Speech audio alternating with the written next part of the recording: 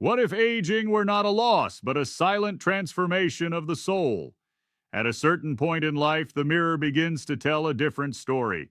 Wrinkles appear, the body slows down, and a silent but powerful question arises. How can we age without losing ourselves? Time does not destroy, it reveals. This ancient philosophy does not promise eternal youth. It does not sell illusions, but it offers something far more precious: the wisdom to navigate each season of life with grace, dignity, and a profound peace that nothing can disturb. Today, we are going to explore this truth together, to take care of ourselves as we age. Not as a defeat, not as a loss, but as an invitation to finally become fully yourself. Before we begin, take a deep breath, let your shoulders drop, breathe here, now. You are exactly where you need to be. The first truth: aging is not a mistake. It is the very nature of life. Ancient teachings shared something that many still refuse to hear. Everything that is born ages. Everything that ages changes. And everything that changes teaches us something essential about freedom. In ancient texts, this is called impermanence. Like the seasons that change without ever asking permission, it is not a punishment. It is not an injustice. It is simply the truth. You are not losing your life. You are crossing it differently. And yet, how many people spend their aging resisting, fighting the mirror, mourning a youth that will not return, feeling guilty for changing? It is said that suffering does not come from aging itself. It comes from our refusal to accept that time passes. Think of a river. It never goes backward. It does not fight its direction. It moves forward. It flows around the rocks. It carves its path into the stone slowly, surely, and in the end it joins something vaster than itself. That is aging with wisdom, not fighting the current, but learning to navigate with it. Take a moment. Think of nothing. Imagine a tree in autumn. Its leaves fall. Does the tree fight against autumn? Does it mourn its leaves? No, it lets them go, and in doing so, it prepares for a new season. What you call decline is sometimes maturation. The seed does not cry when becoming a tree, it simply becomes. And you too are becoming something you cannot yet name, but that you are beginning to feel. Taking care of yourself as you age starts there, with this gentle acceptance, not resigned but lucid, with this silent yes to what life is making of you. Aging is not a mistake of nature. It is nature itself breathing through you. And if accepting impermanence is already a liberation, what you will discover in the next truth could forever change how you look at yourself in that mirror. The second truth: the body deserves compassion, not judgment. In these traditions, compassion, this gentle warmth we offer to those who suffer, is not reserved for others. It begins with oneself. But observe how many people speak of their aging bodies. I am too slow. I am no longer what I used to be. My body is betraying me. These words are not harmless. Every thought you have about your body, it hears. It feels it, and it responds to it. You are not broken. You are changing. Think about what this body has been through. The sleepless nights watching over someone you love. The miles walked. The reaching arms, the held-back tears, the illnesses overcome, the griefs carried. The mornings when just getting up was an act of courage. This body has carried everything, and it carries still. It is taught that the body is like a boat. It carries us through the waters of this life.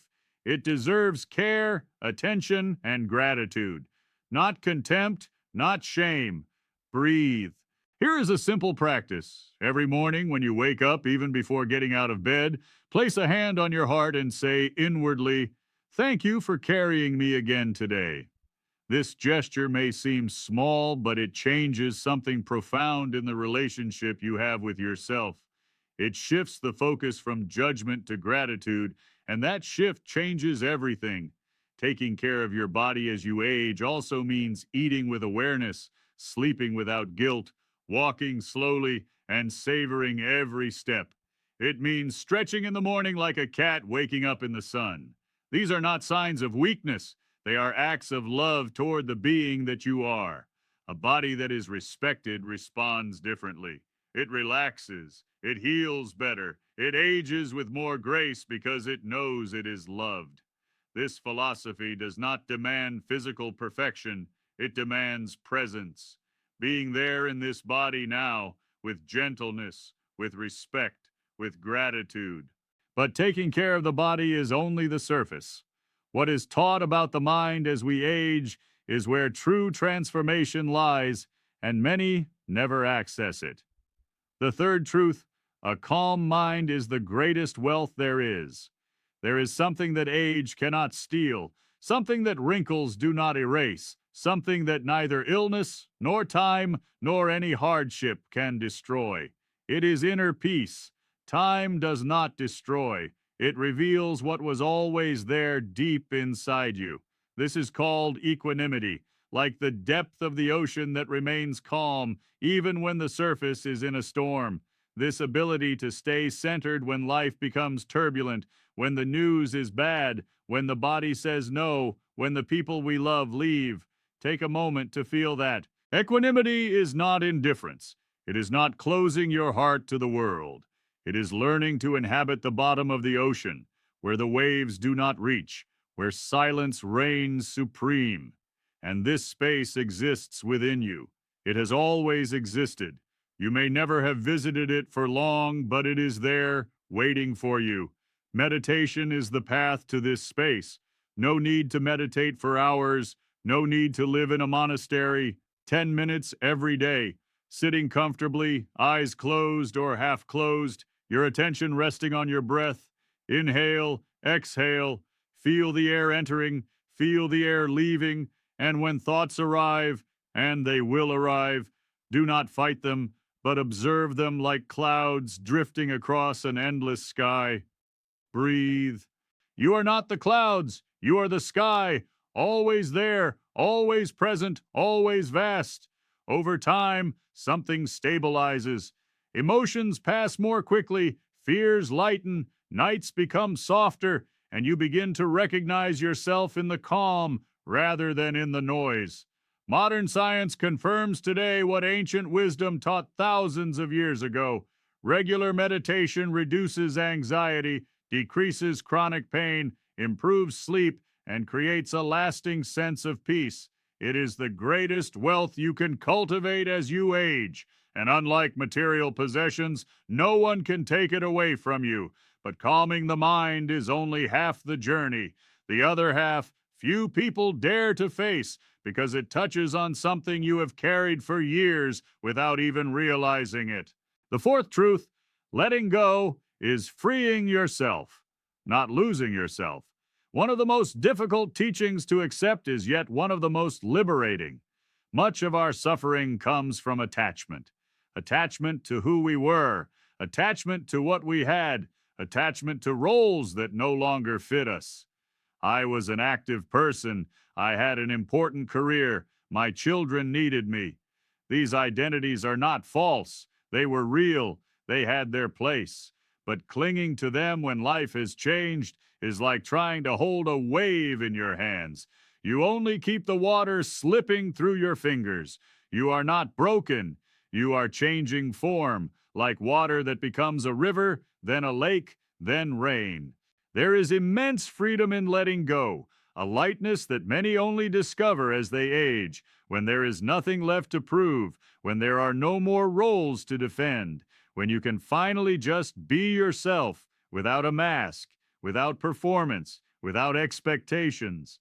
It is perhaps the rarest gift that age offers, returning to the essential. Take a moment, let this idea settle. A wise teacher once told their students, "An empty cup can be filled. A full cup cannot receive anything. Let go of the full cup of who you were, and let life fill the empty cup of what you are becoming." Aging can be the most creative moment of your life if you agree to set down what was, to receive what can be. What you call an end may just be a threshold. But liberating yourself alone is one thing. What the fifth truth will reveal to you about others about this invisible bond that keeps us alive much more than any medicine is profound. Few people truly measure its depth. The fifth truth: connection with others is a sacred remedy.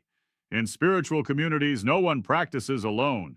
There is a profound reason for this. The human being is a creature of connection. And as we age, isolation becomes one of the greatest dangers. Not just for morale, but for the body too. Chronic loneliness ages the brain faster than any illness. Breathe. Ancient teachings spoke of community, souls walking together on the same path, as one of the greatest jewels of life. Community is not a luxury, it is a necessity. You do not need a crowd, a true presence is enough. A person who hears you, a gaze that truly sees you, a shared silence that says, "You are not alone." There are people who have been through what you are going through, who carry the same questions, who seek the same answers, and who, like you, just need to know they are not walking alone.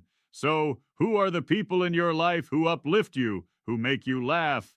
With whom can you talk about what truly matters? Cultivate these bonds, nourish them like a garden. Call someone just to hear their voice. Share a meal with awareness.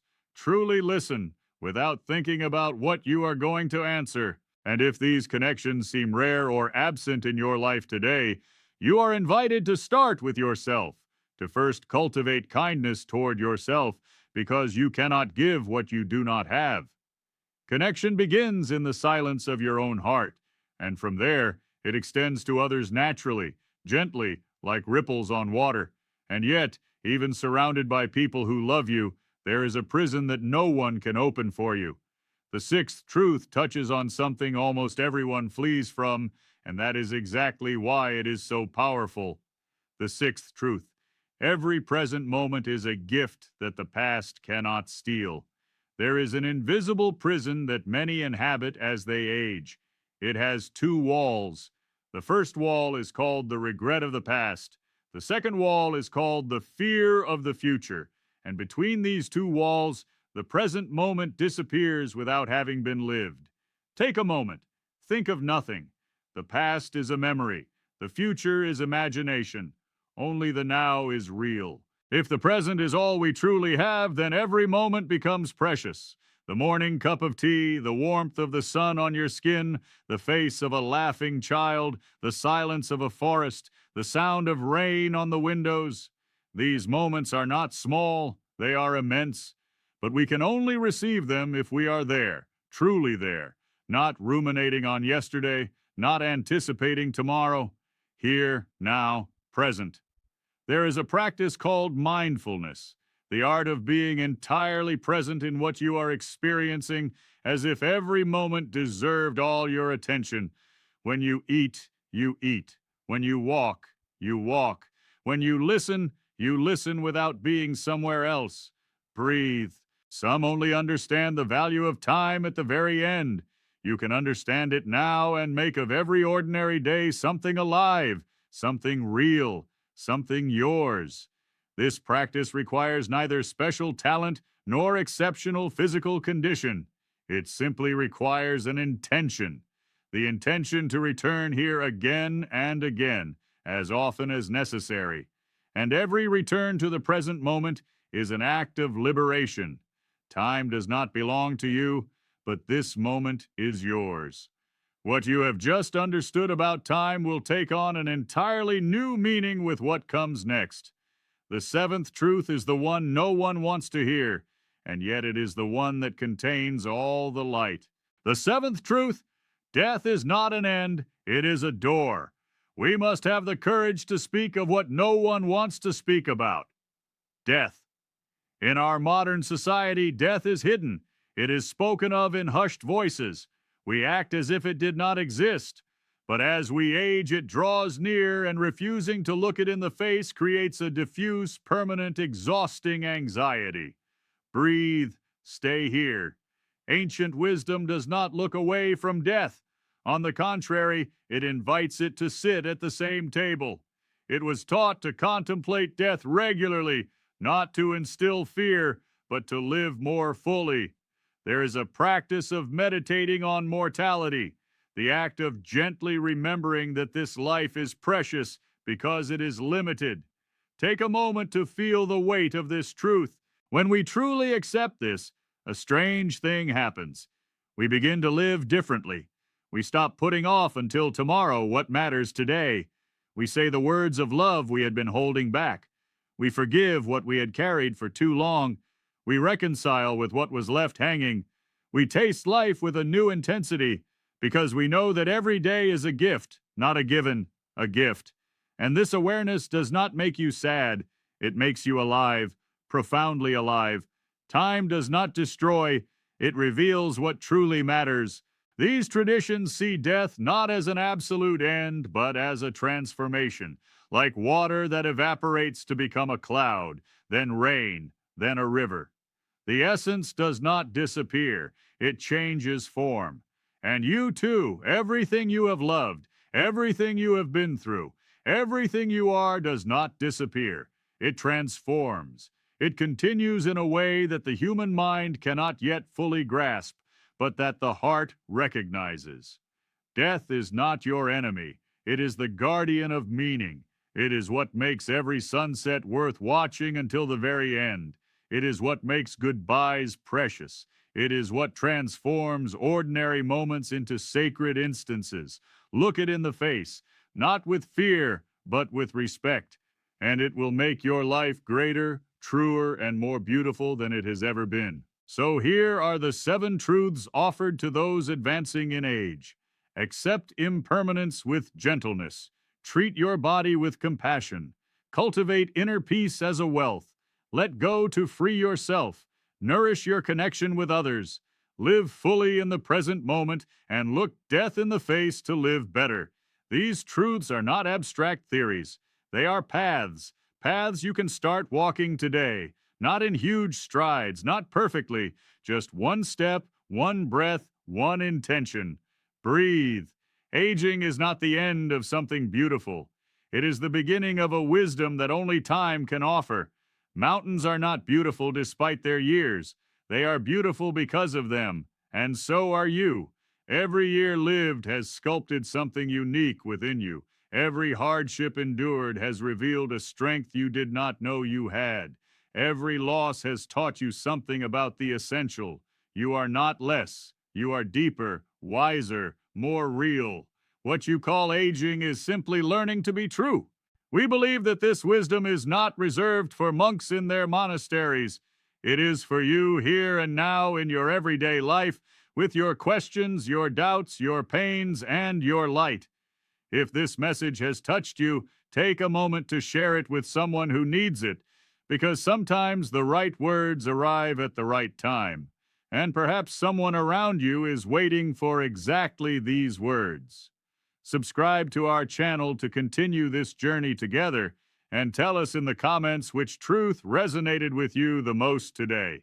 Which one will you start practicing? Your answer might inspire someone else. Take care of yourself with gentleness, with patience, with love. You are not aging. You are becoming who you have always been. See you very soon.